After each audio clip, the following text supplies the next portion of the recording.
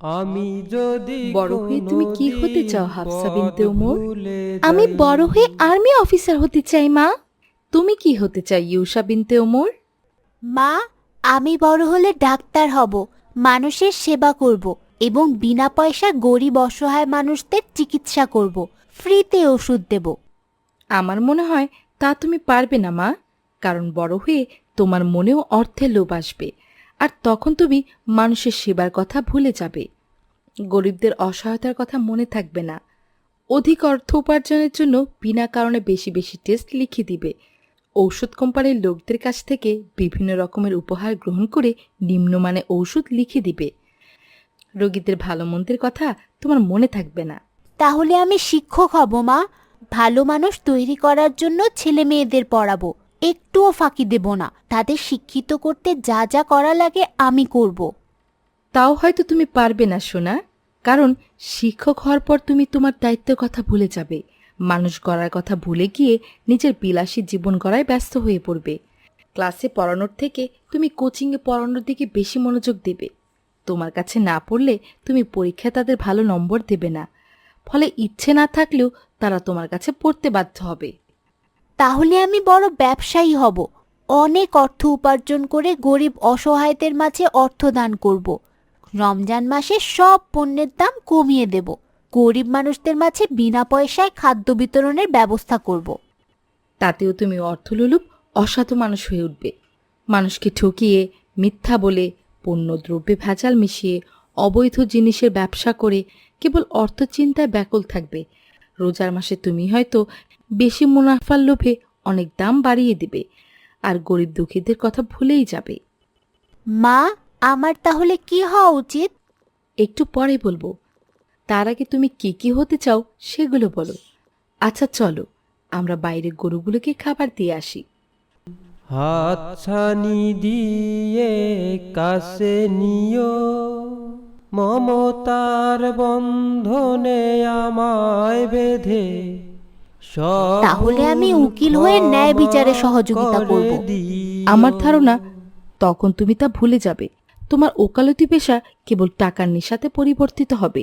ন্যায় অন্যায় না দেখে তুমি কেবল নিজের মক্কেলে মামলায় জিততে চাইবে। তাহলে আমি বড় জননেতা হব, দেশ ও জাতির সেবা করব, দেশে বিদেশে শান্তি প্রতিষ্ঠা করব। সে হওয়া তো আরও কঠিন মা। জননেতা হয়ে জনসেবা বাদ দিয়ে ধনসেবা করবে।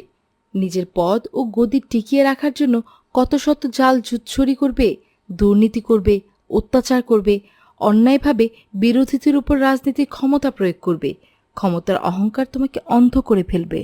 প্রতিদ্বন্দ্বীর প্রতি অন্যায় আচরণ করবে, ব্যবসায়ীদের কাছ থেকে মোটা অঙ্কের টাকা খেয়ে জিনিসপত্রের দাম বাড়িয়ে দেবে, যোগ্য মেধাবীদের বাদ দিয়ে অযোগ্য লোকের কাছ থেকে টাকার বিনিময়ে চাকরিতে ঢোকাবে। আম্মু, তাহলে আমি বড় সরকারি অফিসার হব, দেশ ও দশের সেবা করব। খুব ভালো কথা, কিন্তু আমার ধারণা তাও তুমি পারবে না মা, কারণ তখন তুমি দেশ ও দশের সেবা ভুলে নিজের দশা দুরস্ত করতে অর্থের দাসত্ব করবে, লোকের কাছে ঘুষ খাবে, কর্তব্যে ফাঁকি দেবে, নানা অজুহাতে অফিস কামাই করবে, আর ঘুষ ছাড়া কোনো ফাইল পাসই করবে না। তাহলে আমি পুলিশ হব, অন্যায় অবিচার অপরাধ ও দুর্নীতি দমন করব। এটাও তুমি পারবে বলে মনে হয় না, কারণ পুলিশ ইউনিফর্ম গায়ে পড়লে এবং কোমরে পিস্তল ঝোলালেই তোমার মাঝে অহংকার চলে আসবে। অনেক সময় অন্ধভাবে নির্দোষদের প্রতি অত্যাচার চালাবে, ঘুষ খেয়ে অপরাধী ছেড়ে দেবে। তোমার চেয়ে বড় না ছোট তা না দেখে তুমি যাকে তুই তুকারি করে কথা বলবে, মানুষের মনে কষ্ট দেবে, বিনা অপরাধে আটক করবে।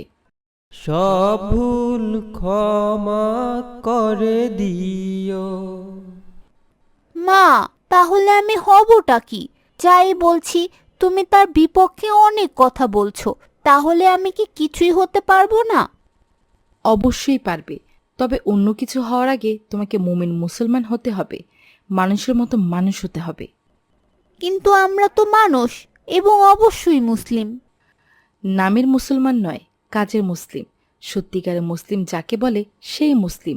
বড় হয়ে যদি প্রকৃত মুসলিম হও তাহলে তোমার সকল আশা পূর্ণ হবে, কারণ মুসলিম হলো প্রত্যেক ব্যক্তিত্বের আদর্শ। আরও বড় হলে তুমি বুঝতে পারবে মানুষের মতো মানুষ কাকে বলে। তাই তোমাকে আগে মানুষ হতে হবে এবং দ্বিতীয়ত মুমিন মুসলমান হতে হবে। তাহলে আমি আগে তাই হব মা। হ্যাঁ মা, তাই হও। আল্লাহ তোমাদেরকে মুমিন মুসলমান হওয়ার তৌফিক দান করুক।